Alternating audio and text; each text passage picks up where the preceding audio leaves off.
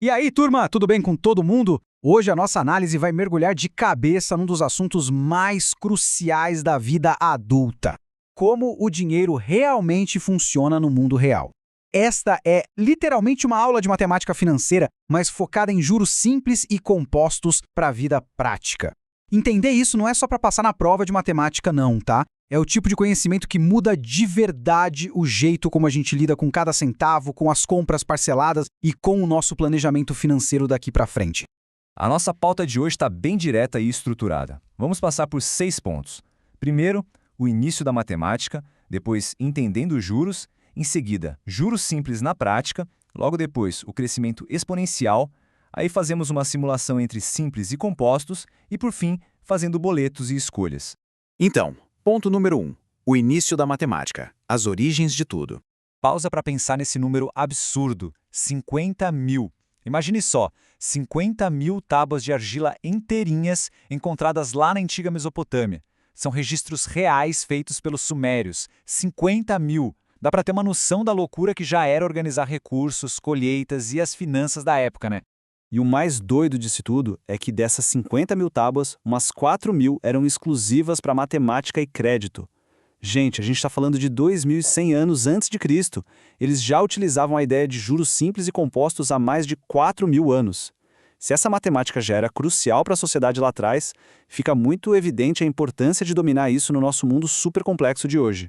O que nos leva ao tópico 2. Entendendo os juros. O que acontece com o dinheiro? Para a gente trazer essa história milenar para a nossa realidade, pensem na seguinte situação. O Pedro acabou de ganhar R$ 300 de presente de aniversário. Ele quer guardar essa grana para o futuro, mas quer que ela renda. Qual é de fato a diferença entre deixar o dinheiro esquecido no fundo da gaveta e colocar no investimento rendendo juros? A real é que o dinheiro parado, além de não crescer em nada, perde poder de compra por causa da inflação. Mas se ele for investido e gerar juros, é literalmente como colocar o dinheiro para trabalhar no nosso lugar enquanto a gente descansa. E afinal, o que são esses famosos juros? A definição matemática é super simples. São valores cobrados em empréstimos ou recebidos em investimentos pelo uso do dinheiro no tempo. Pensa nos juros como se fosse o aluguel do dinheiro. Se a gente pega emprestado no banco, a gente paga esse aluguel. Se a gente investe num título, nós é que estamos emprestando. Então nós recebemos o aluguel. E é aqui que entra o grande pulo do gato. A forma como esses juros são calculados muda o jogo completamente. Porque existem dois caminhos. De um lado, a gente tem os juros simples, que incidem sempre e unicamente sobre o valor lá do comecinho, o chamado capital inicial. Do outro lado, estão os juros compostos, que são calculados sempre sobre o bolo acumulado, ou seja, incidem sobre o capital mais os juros que já rolaram. A base de cálculo muda por completo, e o resultado final ao longo do tempo, nossa, vira um abismo de diferença. Vamos para o tópico 3, juros simples na prática. O perigo dos boletos. Vamos ver o estrago financeiro num cenário clássico e que todo mundo vai enfrentar: esquecer de pagar uma conta. Imagina que aquele boleto da internet de R$ 100 venceu.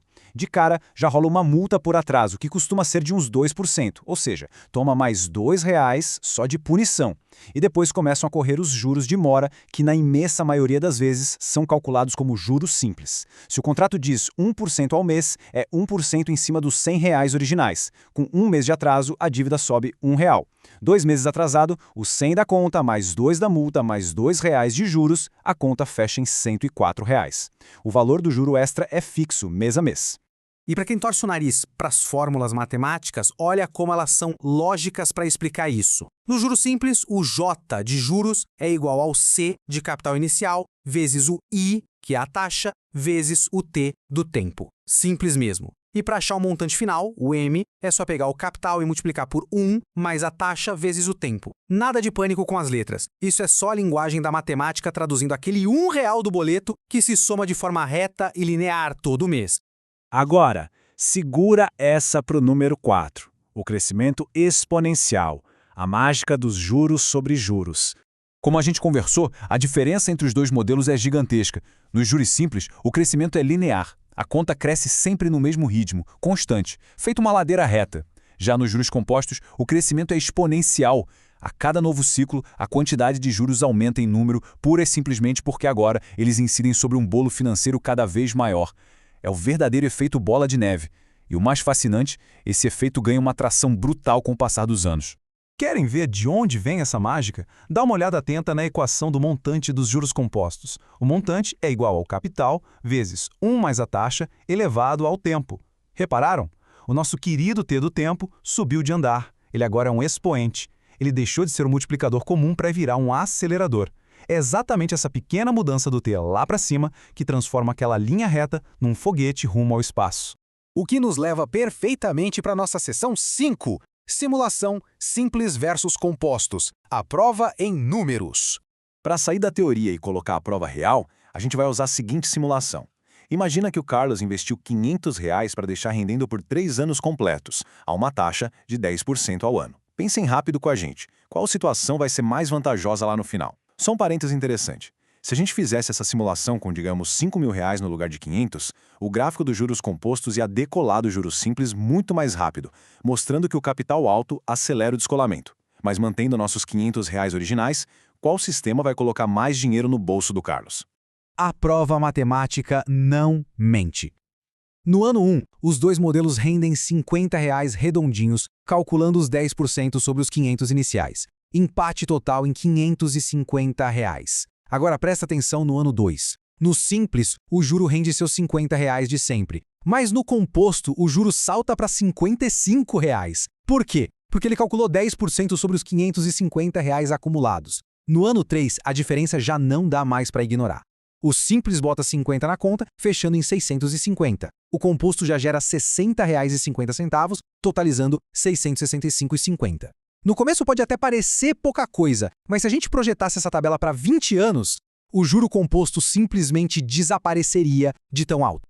E assim, chegamos ao nosso último e mais importante ponto de hoje, o número 6. Fazendo boletos e escolhas. Decisões inteligentes. A grande sacada dessa aula não é decorar a fórmula, é saber como aplicar tudo isso. A gente separou 3 atitudes de ouro. Número 1, evitar dívidas. Vocês viram como o juro composto é agressivo, né? Ter essa curva exponencial contra você no cartão de crédito é pedir para perder o controle. Número 2, planejar metas. Usem o dinheiro investido para trabalhar a favor. Com a mágica desse crescimento composto no longo prazo, fica muito mais realista bancar uma viagem ou a independência financeira. E a terceira atitude, fugir de propostas enganosas. A partir de hoje, qualquer proposta de financiamento ou investimento precisa ser encarada com dados, fazendo as contas das taxas reais e nunca só indo pela intuição. E para fechar nossa conversa com o chave de ouro, fica essa baita provocação. Como a turma vai aplicar esse conhecimento hoje para garantir um futuro financeiro mais tranquilo amanhã? A história dos sumérios, o poder transformador das fórmulas e a prova nas simulações já foram apresentados. A escolha entre pagar juros por um descuido e deixar a dívida virar bola de neve, o investir com inteligência para receber juros no futuro, isso agora está inteiramente nas mãos de cada um.